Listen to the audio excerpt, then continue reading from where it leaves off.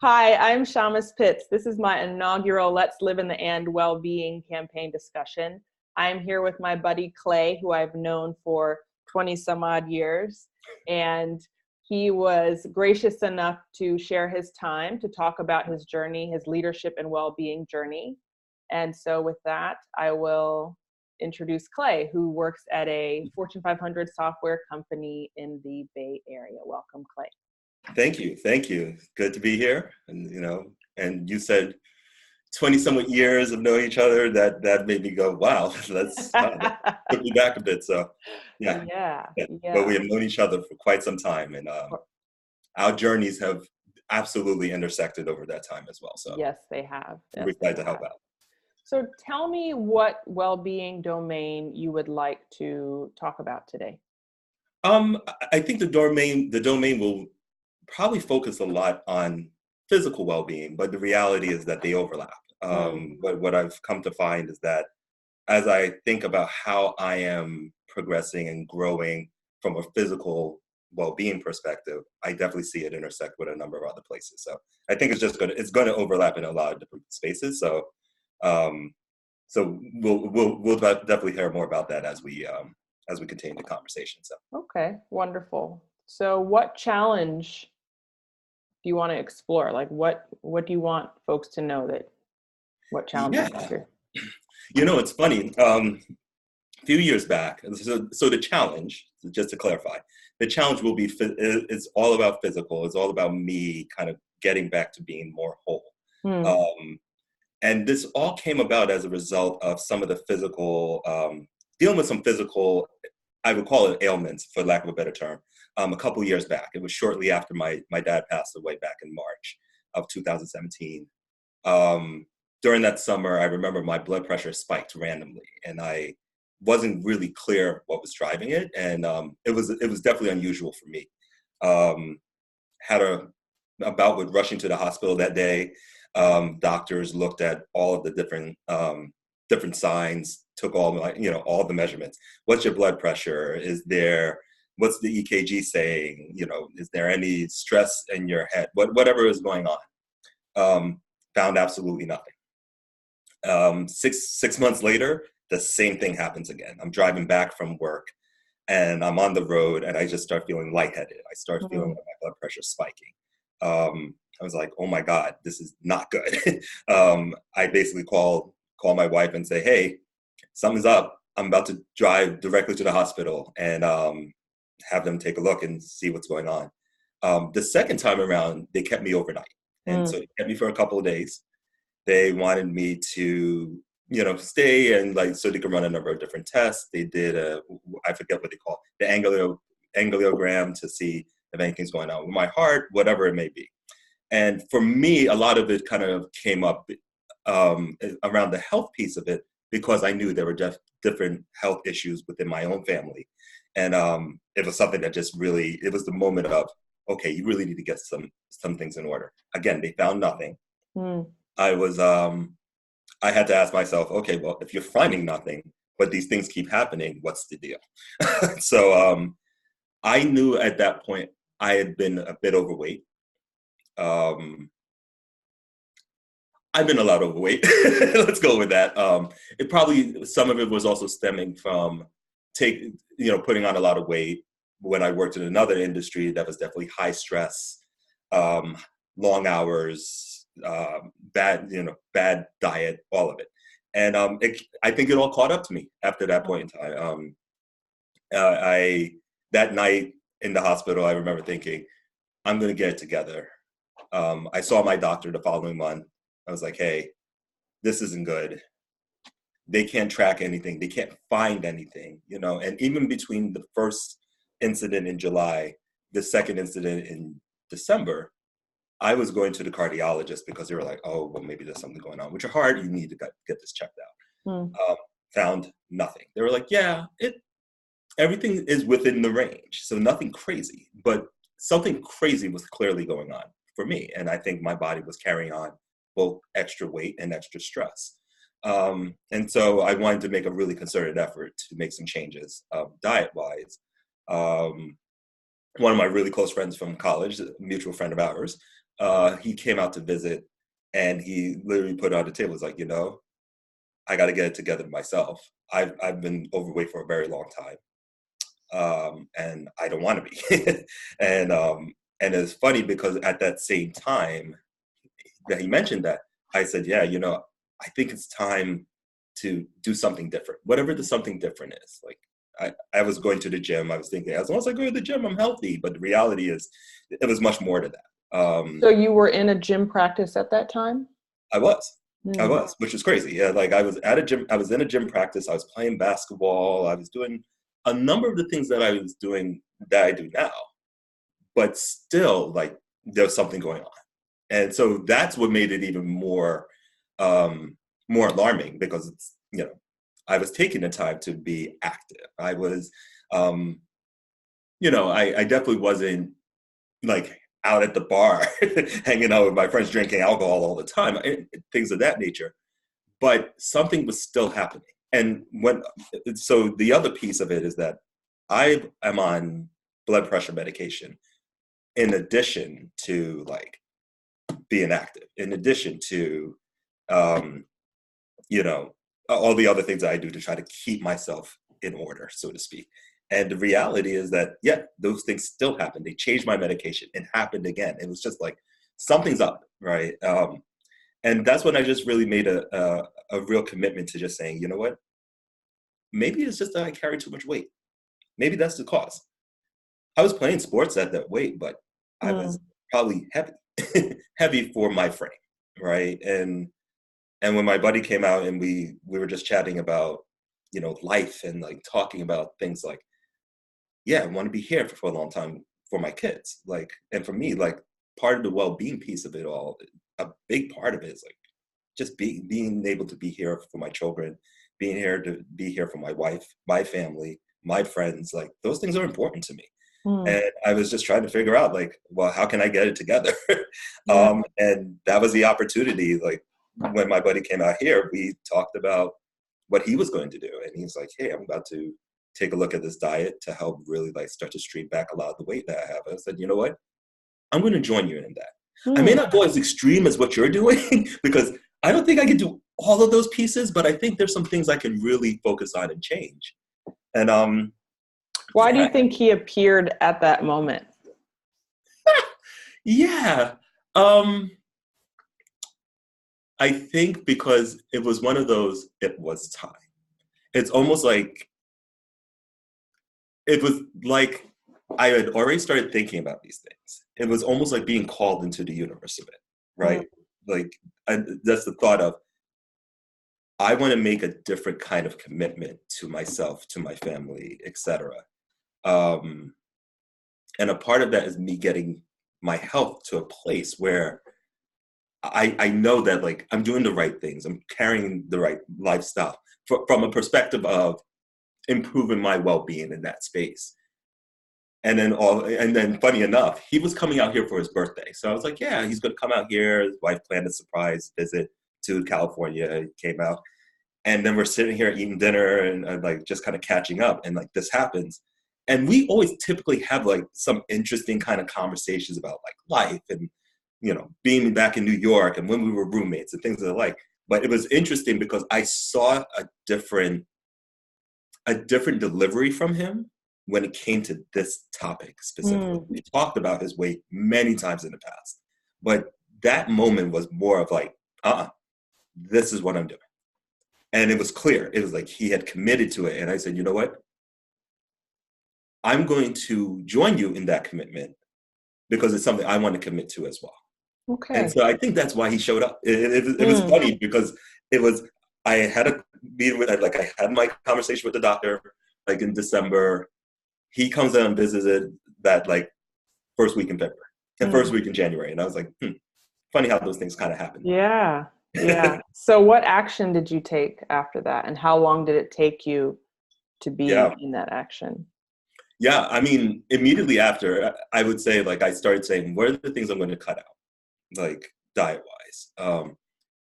I will be the first to say, doing diets don't really work for me personally. Like, let's go, like, I don't do the crash diet thing, which is why I said, I will join you, but I'm not going to go all the way extreme, because I don't think I can maintain the extreme, because that's the all problem with diets to me. It's like, they're always fairly extreme.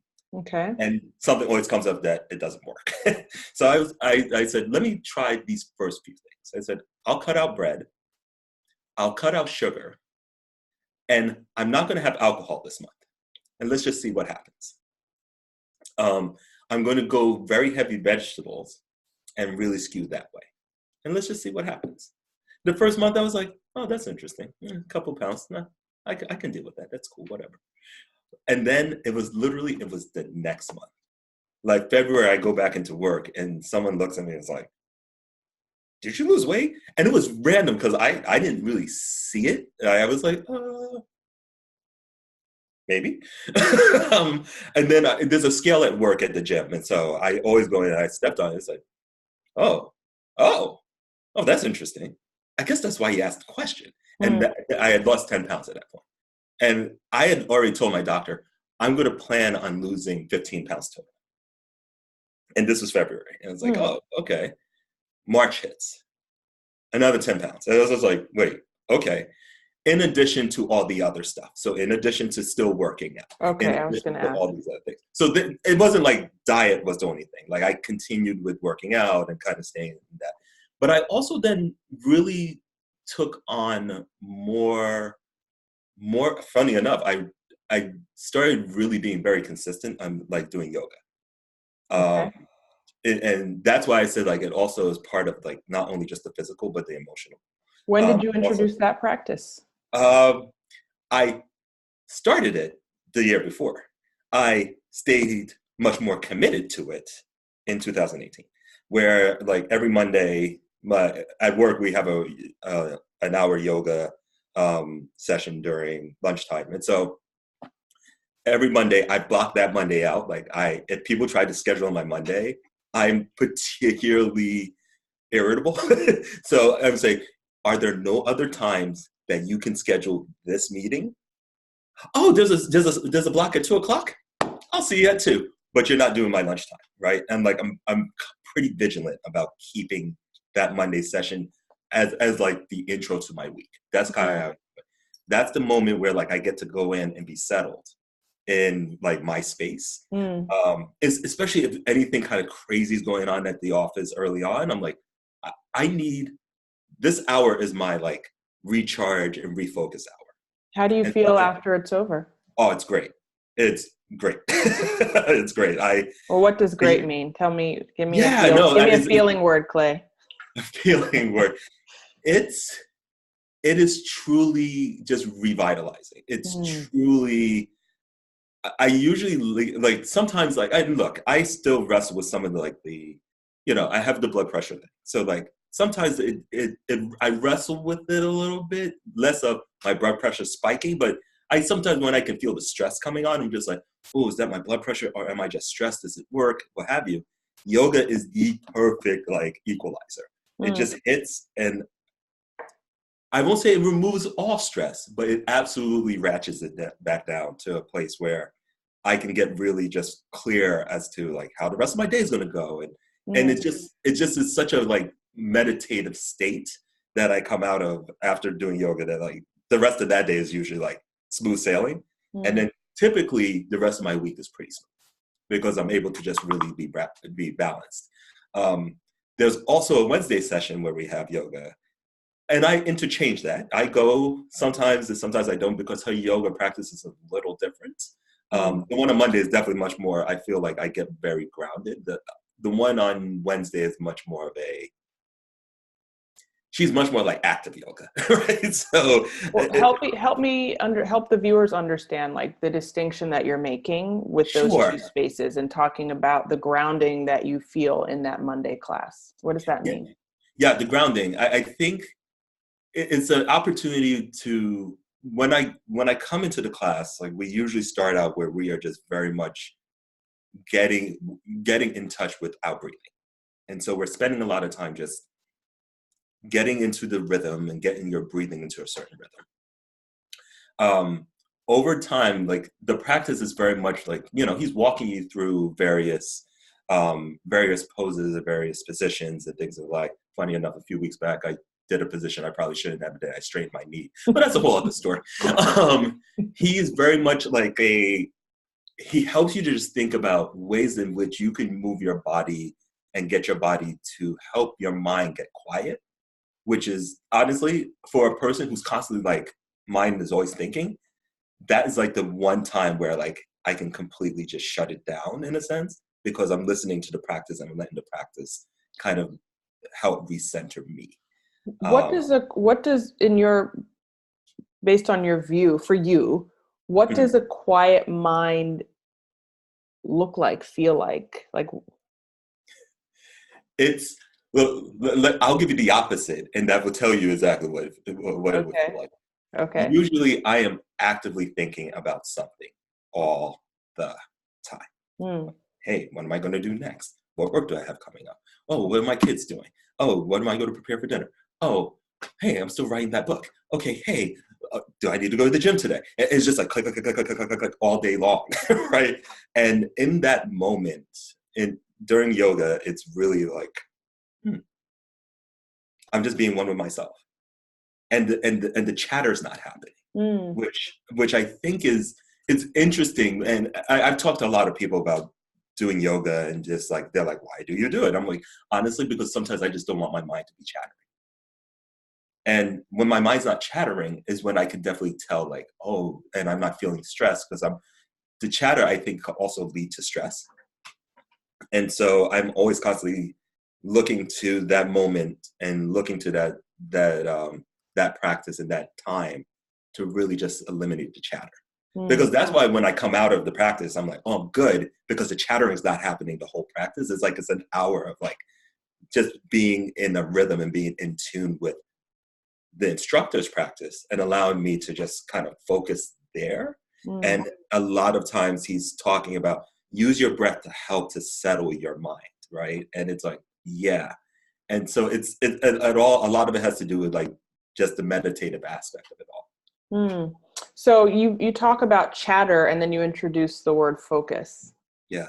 When you're in a practice, in your practice, what are you learning in that space when you're moving about? What are you learning about yourself when you're moving from the chatter to the focus? There's a couple of things. I learned it can be done. For a long time, when I looked at yoga, I was like, oh, there's a lot of movement and stretching, right? But the part about the quiet and the removal of chatter, I never really thought about it from that angle, in part because I just didn't understand the practice well enough.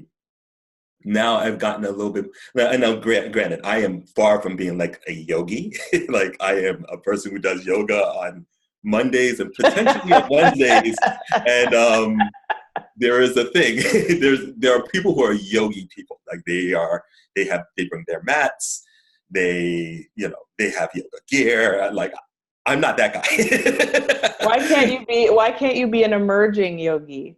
We can get there. Why can't there be a continuum of yoginess? Let's go with that. That's possible.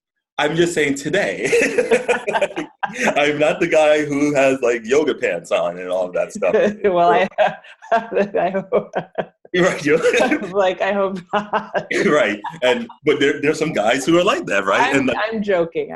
But that's their practice. I know you too well. I think they're right. Fair.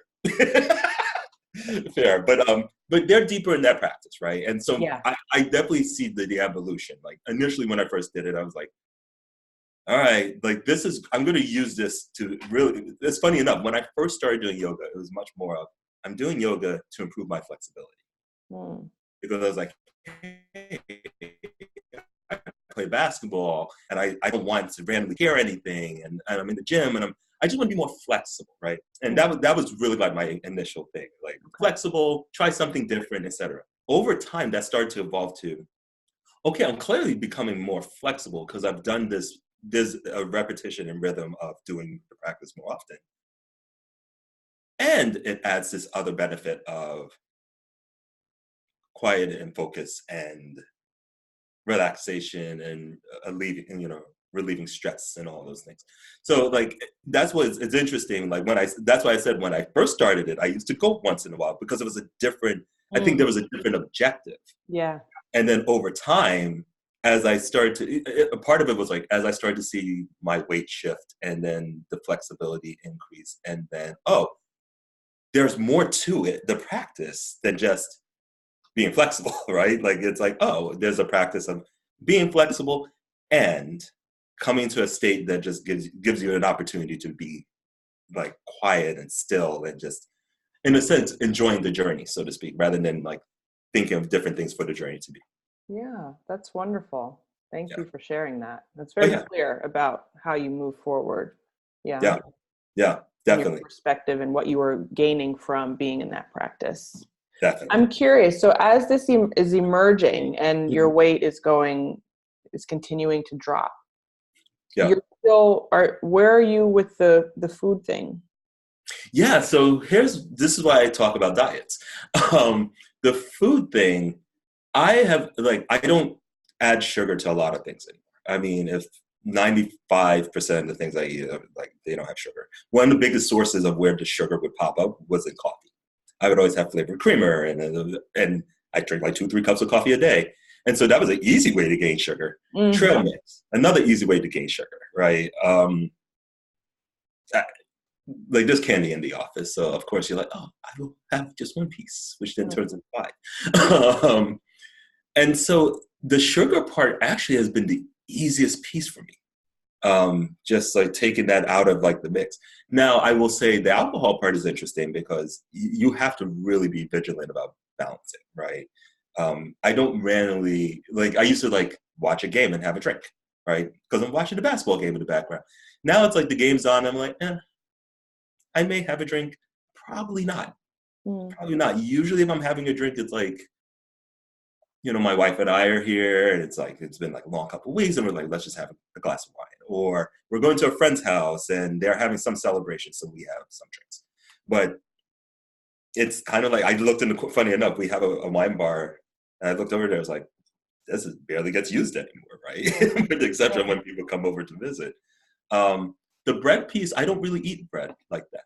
Not a ton. Again, much more sporadic than before, where it's like, it was kind of like part of like a lot of different meals. Sure. So the diet piece of it can hold up, but that's why I thought of it much more from a lifestyle change of, the exercise needs to kind of fit with where you're trying to go. What you're eating needs to fit where you're trying to go, and like what you're really hoping to gain out of it. It's a journey. It's a journey. And but the part that's also the piece that I'm particularly keen on is that you can't do this food change and just assume that you're going to be hardcore sticking to it. It will fall apart. Like it's funny enough, part of the other support mechanism is like a lot of the guys I go to the gym with, we also talk a lot about like diets and like how do we eat and like what do we do? Like there's a guy who I play basketball with, he's in the same yoga class that I do on Mondays, right? So we talk about like, hey, so when we do yoga, then we go do some, we'll go play basketball like Wednesday or whatever, or Thursday or whatever. And then just kind of thinking about, there's like a community there in the gym of like, there's a community of people I know who do yoga. And like, I talk to those folks all the time. And then there's other guys who I circulate with, like, especially like older gentlemen, like kind of like in their 50s. I'm always constantly like picking their brains. Like, so like one of the first guys who was like, hey, you lost a lot of weight. I was like, so how did you do it? Because he was like in his mid 50s and is just in really good shape. And I was like, so how did you do it? Like, and he was like, it's all my diet. Everything I hope to gain came out of like me being very like diligent about what I put into my body. And that was another piece too, right? That's why I think like even like losing weight and like doing yoga and exercising and the diet, what have you, it's all about what you put into your body, right? And so that's why I think it's physical, but it's also emotional, because I think parts of like even me maintaining stress and weight and all of those things was the emotional piece of it all, right? So it's like, what am I digesting emotionally? There was at one point I had a lot of people pass in my family, so it's like I'm digesting stress and grief all the time, right? And then in addition, I'm digesting foods that may or may not be great for me and things like that. And then once I started getting to a place where I felt like I can start turning the corner away from like that's not the only thing going on in your life. And also you want to make changes to your life so that you could be around, as you've seen so many people in your family pass away. It became I was digesting something different. Right. And so that got really clear. Yeah. Thank you for that, Clay. Yeah, no worries.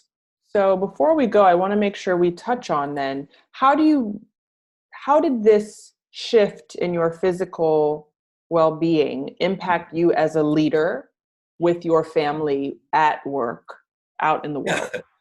Yeah, it's funny. There was a confidence piece to it, right? Like I think at one point I remember being in the gym, doing all these things, and kind of being like, yeah, my weight's still up there though, right? And like, you know, for whatever it's worth, like there was, I would argue a piece of it was like slightly some vanity, but a piece of it was also more of like, I physically don't feel great, right? I felt heavy. I felt like I was carrying something. And then over time, as like I started to I started to feel better, right? Like my body was starting to come into a place that I wanted it to be. The kinds of foods I was eating actually allowed, like, I felt like kind of like cleaner eating, just generally speaking, albeit like, I mean, had a beer or two that's not killing me. And once those things started to change, I felt like that's where it really started to come up for me. Like being a leader at that point, then there was a point where I was like, there's a confidence thing of not feeling like I was being present as a leader, like, you know, and I wasn't being the leader I wanted to be. And then it's funny, like as these things started to happen, I said, yeah, you know what? So if I really put and make this commitment to myself, these things do happen. So now there are other places where I can use that same kind of like practice in other spaces, right? And that practice of make a commitment to being a better leader, making a commitment to showing up a certain way, right? I did coaching in the last couple of months, in the last 6 months, right? Part of that was, yeah, because you want to commit to being better. Personally, like figuring out what better means, but a better leader, a stronger leader, a more present leader, a person that inspires others. Like I was looking for that, and it was something that kept drumming up for me throughout the last couple of years at the company. And last year, as I was doing coaching, and I kind of felt like I came into a better place physically, I said, okay, so now how will that manifest itself elsewhere?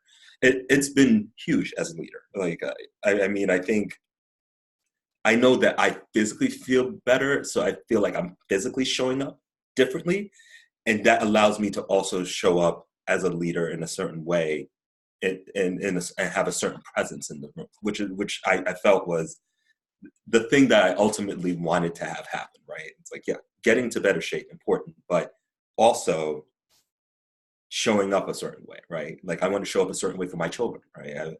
There were times when I had like was carrying the extra weight and things like, and honestly, I was just constantly like feeling pain, not feeling strong to like kind of do things with them, and just always feeling kind of sluggish and tired and things like.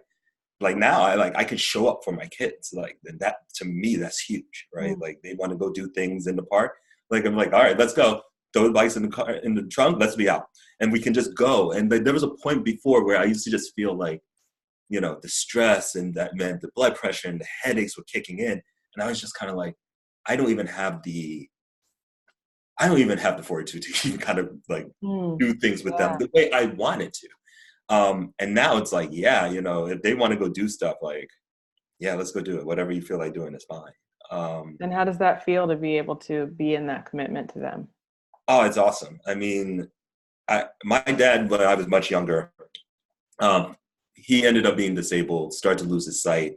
It was, you know, come to find out he had diabetes. And funny enough, no one knew in his family because his mom had passed away so long ago. But then over exploring, come to find out, oh yeah, she had diabetes too. So clearly it was a family thing, which also kind of rose the red flag for me when all the stuff was happening because I had kept asking my doctor. so is diabetes something I should also be worried about? Which then also dragged to the cut the sugar out. That's an easy kind of solve for a couple of things. But I remember like early on when I was younger, like my dad would do some things with me, but then he became disabled and then he couldn't do anything, right? He just couldn't see, as you know, his vision was cloudy. He wasn't able to do all the things like that he probably would have wanted to. And I mean, he's old school West Indian too. Let's be clear. Like when I had to ask him, like, you want to go? We have this Boy Scout father Scout weekend trip camping in the woods. That's not something he would have been doing. Let's be clear. But he did it, right? He was like, well, my son wants to do this thing. I'm going to go do that, right? And I remember thinking, wow, like, yeah, when you did it, it was massively cold outside. And I remember I looked at him and I said, I don't think we're ever going to do this again. and he was kind of like, yeah, we're not doing this again. And so, I mean, but that was that. I mean, that was the thing I remember being a kid. I was like, yeah, you know, my dad would do these things. He like put my bike together so I can go ride. And like my mom would be out and about helping him with stuff like that and making sure that I had a childhood that like I could do things. And then he got sick. And then so I knew like just the dynamic had completely changed. I had to be much more self-sufficient. Things that I wanted to kind of do, I would either do on my own.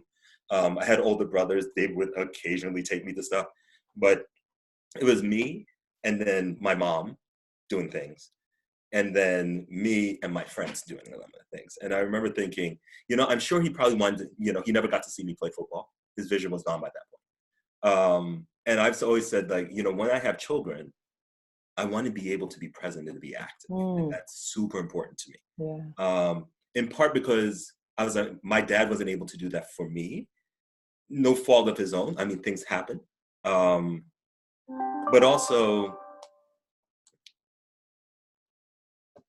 it was just, I remember just thinking about, I would have loved to have had him see me do certain things, right? Like, he was always, like, he was present, like, he was physically there. Like, he came to my graduation in college and in business school, right? Like, he's never seen me play sports, right? He never saw me do gymnastics, which is weird because, like, I was kind of like a heavyset little chubby kid trying to flip around, but that was a whole nother thing. But I wanted to make sure that, like, I keep my health in order the best I can so that I could be present for my children. I could be present for my family and friends and things of the like.